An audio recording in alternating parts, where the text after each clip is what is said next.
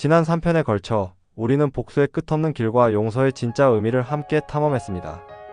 복수가 순간의 쾌락 뒤에 더 큰 허무함을 남긴다는 것을 알았고, 용서가 가해자가 아닌 나 자신을 위한 해방이라는 것을 깨달았죠.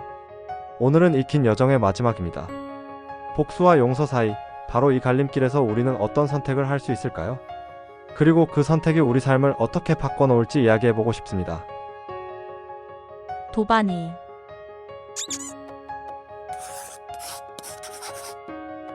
여러분, 우리는 복수가 정의를 가져온다고 생각할 때가 많죠? 하지만 사실 대부분의 복수는 또 다른 복수를 낳는 덫일 뿐입니다. 마하트마 간디는 이런 말을 남겼습니다. 눈에는 눈을 고소한다면 세상에는 장님밖에 남지 않을 것이다. 복수의 화살은 결코 우리 자신을 빗겨가지 않습니다. 복수하려는 그 마음은 다른 누구보다도 우리를 가장 먼저 갉아먹으니까요.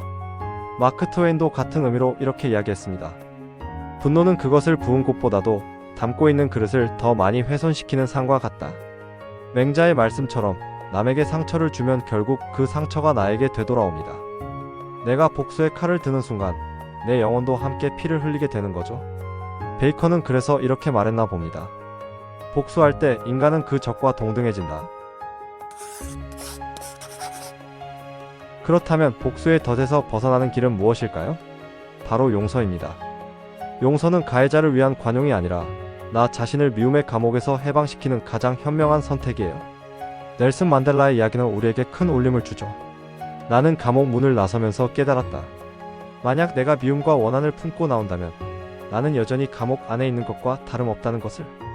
용서는 과거에 묵혀있는 우리를 미래로 나아가게 합니다. 상처받은 경험을 나를 무너뜨린 사건이 아니라 나를 더 단단하고 지혜롭게 만든 교사로 재해석하게 만들죠.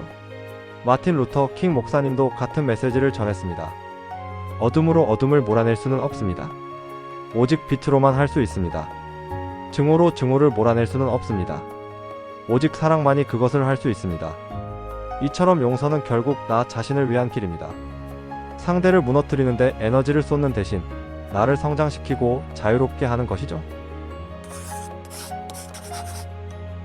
복수와 용서의 본질을 깨닫고 나면 가장 강력한 복수의 정의도 달라집니다. 누군가 너에게 해악을 끼치거든 안갚음하려 들지 말고 강가에 고요히 앉아 강물을 바라보아라.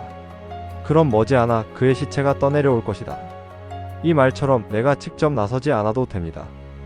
탈무드의 메시지처럼 잘 사는 것이 최상의 복수다는 것은 나의 평화로운 삶 자체가 상대에게는 가장 강력한 메시지가 되는 것이죠.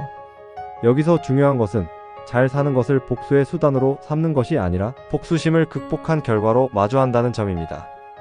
용서를 통해 내 영혼이 자유로워지고 그 자유를 바탕으로 내가 행복하게 살아가는 것, 이것이야말로 가장 고귀하고 진정한 승리입니다. 사랑하는 여러분, 우리는 매 순간 선택할 수 있습니다.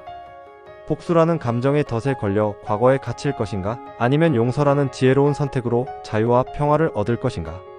결행하지 않은 복수보다 더 영예로운 복수는 없다.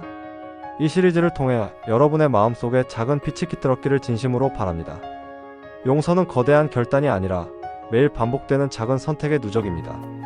오늘 아주 작은 미움 하나라도 내려놓아 보세요. 그 순간부터 당신의 마음은 조금 더 자유로워질 겁니다. 여러분의 내면이 평안으로 가득 차길 진심으로 바랍니다.